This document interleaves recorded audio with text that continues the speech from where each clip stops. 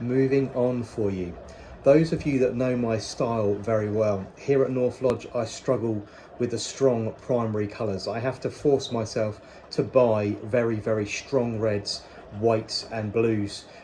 They just don't seem to sit very well with my colour palette. However, the next rose up is actually LD Braithwaite, a really strong red powerful rose, bred by David Austin Roses in 1988 and named after a family member. This is a firm favourite of mine. A very strong, deep, rich crimson rose, producing enormously large blooms.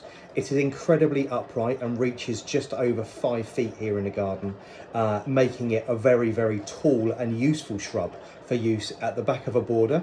I've actually got this completely misplanted. I've got this planted right at the edge of a border, right next to the house. It towers above the path because the path is slightly lower and it's on rising ground, so it seems like it towers over you. But I really do enjoy this rose greatly. It's a very lovely red colour, full of petals, a very free flowering shrub, flowering very well all the way through the year. There are a couple of drawbacks with this particular rose. Like many of the ones that hail from this era of the David Austin breeding program, it does suffer ever so slightly with a little bit of black spot and leaf mold, and it does drop its leaves occasionally if it gets particularly stressed or particularly dry.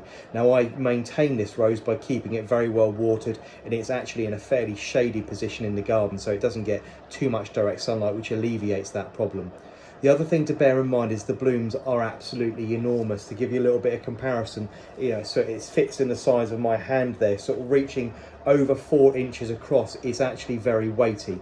You might be able to hear today that it's actually raining here for the first time in absolutely weeks. I've gone out and picked this rose because otherwise every single head will be snapped off by the rain. Now, I'll hold this up, I'm not going to do it because it's terrible, but they will actually snap off at this junction here, and you'll go outside and they'll literally all be hanging literally by this 3-inch stem here. So they're utterly useless. You can't do anything with them apart from dry the petals or chuck them onto the compost. But LD Braithwaite is a really big, large rose, I say, for the back of a border or in the middle of something that you need a little bit of height with, flowering really well, and it cuts really well. Don't let the fact that there is no scent, there's nothing really in there at all, no notable perfume. There's a little tinge of sweetness. You know you've got your nose in a flower, but there's no actual fragrance to speak of. But this particular rose does cut very well, and I've been known to cut up to 30 stems off of this particular plant and have huge bouquets. They don't last all very long. The David Austin roses aren't bred for their vase life, so you'll be lucky if you get sort of 1.5 to 2 days in a vase in the house. But it's a lovely way of keeping them, especially on a day like today. If this rose had been in full flower and had been covered in blooms, I knew it was going to rain as heavily as it is now, I would have gone out and cut the lot.